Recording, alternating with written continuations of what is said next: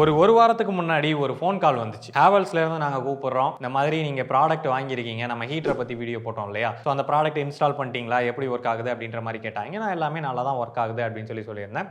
இது ஒரு ஃபீட்பேக் கால் அப்படின்னு சொன்னாங்க. நீங்க ஃபீட்பேக் கொடுத்தீங்க அப்படின்னா உங்களுக்கு 1 இயருக்கு எக்ஸ்டெண்டட் வாரண்டி கிடைக்கும் அப்படின்னு சொன்னாங்க. जिसमें आप अपने प्रोडक्ट का फीडबैक शेयर करके 1 ईयर की वारंटी एक्सटेंड कर सकते हैं एलिजिबल होने पे फ्री ऑफ कॉस्ट। சரி ஓகே ஃபீட்பேக் தானே கொடுக்குறேங்க அப்படின்னு. कितनी रेटिंग शेयर करना चाहेंगे? 5. அப்போ நீங்க கொஞ்சம் கோச்சிக்கிடாம அந்த 5 ஸ்டாரை நேரா அமேசானோட வெப்சைட்ல போயிட்டு அதுல 5 ஸ்டார் ரேட்டிங் கொடுக்க முடியுமா அப்படின்னு கேட்டாங்க. யோ நக்கல்யா அவனுக்கு ஃபீட்பேக் காலுன்னா நீ ஃபீட்பேக்கை வாங்கிட்டு கட் பண்ணணும். அதை விட்டுட்டு என்ன அமேசானில் போய் கொடுக்க சொல்கிறீங்க? அது யூசர் ரிவ்யூங்க. அந்த மாதிரிலாம் கொடுக்க மாட்டேன். நீங்கள் கார்டுகளில் ரிவ்யூ கொடுத்தீங்கன்னா 1 இயர் வாரண்டி எக்ஸ்ட்ரா கிடைக்கும். இல்லைன்னா கிடைக்காதுடா, உனக்கு கிடையாதுடா அப்படின்னு ஃபோனை கட் பண்ணிட்டாங்க.